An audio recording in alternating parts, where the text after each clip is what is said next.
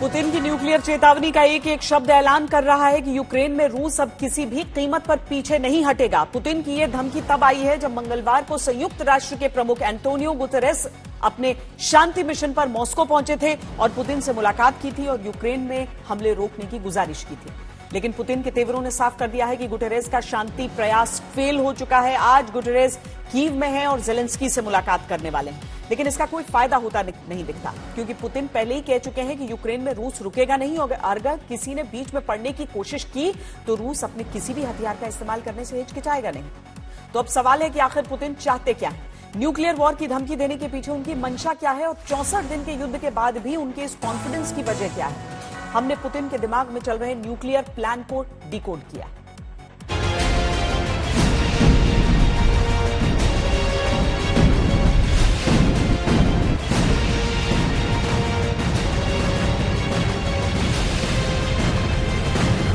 पिछले 48 घंटों में रूस की तरफ से ये तीसरी न्यूक्लियर धमकी है जिसमें पुतिन ने पश्चिमी देशों को बिजली की रफ्तार से जवाबी हमला करने की चेतावनी दी है, जिसके बाद अब कोई भी न्यूक्लियर वॉर के खतरे को नजरअंदाज नहीं कर सकता।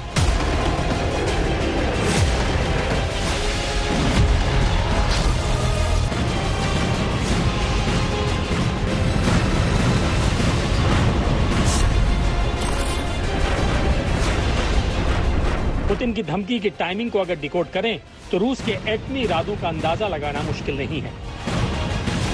पुतिन ने किसी न्यूक्लियर हथियार का नाम नहीं लिया, लेकिन उनका इशारा रूस की नई सर्मट-2 न्यूक्लियर मिसाइल की तरफ था। रूस ने कुछ दिन पहले ही इस इंटरकॉन्टिनेंटल बैलिस्टिक मिसाइल का सफल परीक्षण किया है और दावा किया है कि ये न्यूक्लियर मिसाइल दुनिया में किसी भी टारगेट को हिट कर सकती है।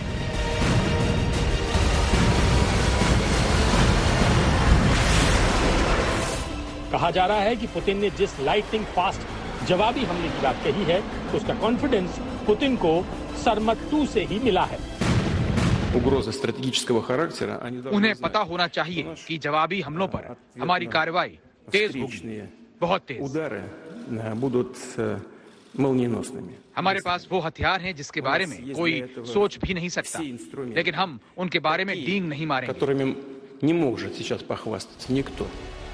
पुतिन ने पश्चिमी देशों को न्यूक्लियर हथियारों की धौंस ऐसे वक्त में दिखाई है जब इन देशों की यूक्रेन की राजधानी कीव में सरगर्मियां तेज हो गई हैं।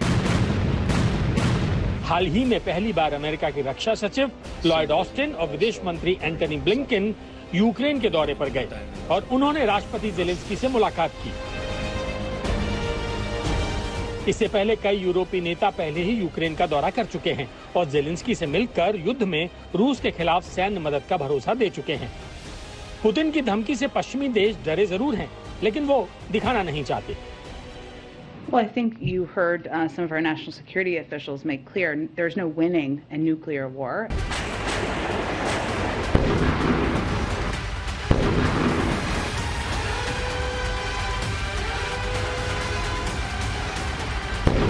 रूस की तरफ से न्यूक्लियर धमकियों की ताबड़तोड़ लॉन्चिंग ने इस अंदेशे को हवा दे दी है कि यूक्रेन में पुतिन किसी भी कीमत पर हार बर्दाश्त नहीं करेंगे, बल्कि हार कबूल करने के बजाय न्यूक्लियर हथियारों का इस्तेमाल करना पसंद करेंगे।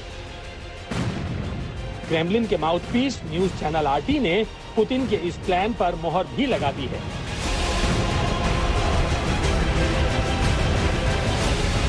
Или мы проигрываем на Украине, или начинается Третья мировая. या तो हम यूक्रेन से युद्ध हारेंगे या तीसरा विश्व युद्ध शुरू होगा।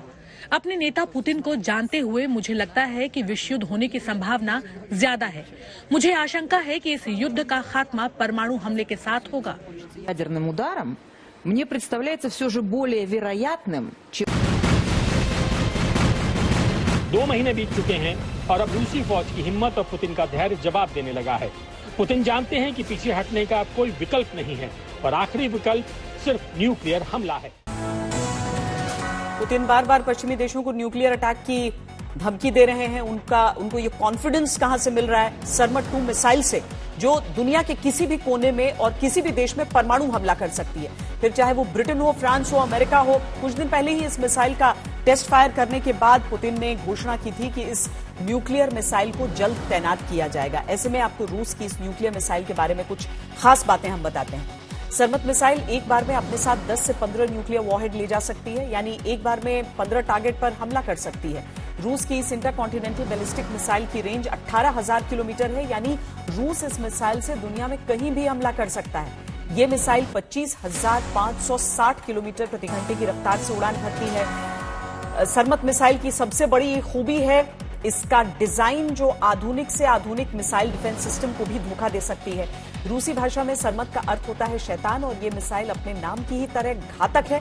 रूस ने यूक्रेन जंग के बीच दुनिया की सबसे खतरनाक मिसाइल का पहली बार परीक्षण किया है। न्यूक्लियर वॉर की स्थिति में यह रूस के लिए गेम चेंजर हथियार साबित हो सकता है। पुतिन की चेतावनी का सीधा सा मतलब यही है कि अगर यूक्रेन युद्ध में किसी देश ने दखल दिया तो रूस परमाणु हथियारों का इस्तेमाल करेगा। असल में पुतिन यूक्रेन को अमेरिका और नेटो देशों से मिलने वाले हथियारों और आर्थिक मदद को देखकर भड़के हुए हैं। पुतिन की यह धमकी खासतौर से अमेरिका के लिए है, जिसने रूसी हमले शुरू होने के बाद 2 महीने में यूक्रेन को 28,000 करोड़ रुपए के हथियार दिए या देने का ऐलान किया। युद्ध की शुरुआत से लेकर अब तक ब्रिटेन भी यूक्रेन को $565 मिलियन यानी 4,300 करोड़ रुपए की सैन्य मदद दे चुका है, जिसमें सैकड़ों मिसाइलें शामिल हैं। नेटो ने भी यूक्रेन को अब तक 61,300 करोड़ रुपए की सैन्य मदद मुहैया करवाई। यूक्रेन की यही सैन्य मदद पुतिन को चुभ रही है और वो अमेरिका और नेटो देशों पर यूक्रेन में प्रॉक्सी वॉर यानी छद्म युद्ध में शामिल होने का आरोप लगा रहे हैं और बार बार धमकी दे रहे हैं कि अगर दूसरे देशों ने यूक्रेन की मदद करना नहीं छोड़ा तो नतीजे बहुत बुरे होंगे। रूस की धमकी और यूक्रेन के जवाब की टाइमिंग भी आजकल कई बार मैच कर जाती है। यूक्रेन के विदेश मंत्री दिमित्री कुलेबा ने इंडिया टुडे ग्रुप को दिए एक्सक्लूसिव इंटरव्यू में 48 घंटे में दी गई रूस की परमाणु धमकियों को ब्लैकमेल करने का दांव बताया। This is a clear traditional Russian scaremongering, an attempt to blackmail the world and to scare countries who support Ukraine away.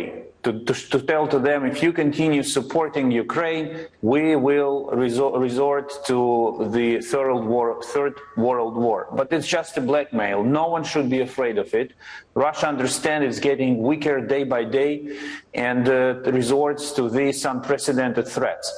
And the last point on nuclear weapons. Ukraine has no nuclear weapons. What the West does not intend to use nuclear weapons against Russia. So when Lavrov threatens nuclear war, he literally threatens that Russia will launch the nuclear war. And this will mean an attack on entire humanity. हमारे साथ हमारे 2 संवाददाता इस समय जुड़ रहे हैं। रूस से गीता मोहन और यूक्रेन से हमारे साथ राजेश पवार जुड़ रहे हैं। गीता, पहले यह बताइए कि रूस की तरफ से जो बार बार एक या तो थर्ड वर्ल्ड वॉर का जिक्र आ जाता है या न्यूक्लियर शब्द का जिक्र आ जाता है, ये सारी चीजें किस ओर इशारा कर रही हैं? क्योंकि न्यूक्लियर को हमेशा डेटरेंस यानी कि निरोधक माना जाता है, आक्रमण के लिए इस्तेमाल किया जाएगा नहीं किया जाएगा ये बात बाद में आ जाती है, पर रूस बार बार क्यों जिक्र कर रहा है? देखिए, जब वो न्यूक्लियर की बात करता है वो इमीडिएट थ्रेट नहीं है। वो ये कहता है कि अगर एग्जिस्टेंशियल थ्रेट रूस को हुआ तो रूस उसका जवाब न्यूक्लियर से देगा।